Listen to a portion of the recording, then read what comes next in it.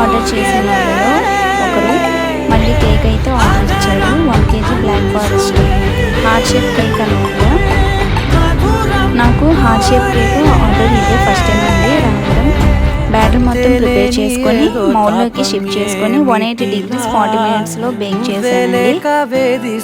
దీని ఫినిషింగ్ అయితే నెక్స్ట్ వీడియోలో అప్లోడ్ చేస్తాను. నా ఛానల్ని సపోర్ట్ చేయడం మర్చిపోద్దు. అలాగే ఒక్క లైక్ చేయండి. బాయ్. చెయ్యి చాచి కోరుతుంది సాయమిలా కాలాలు మా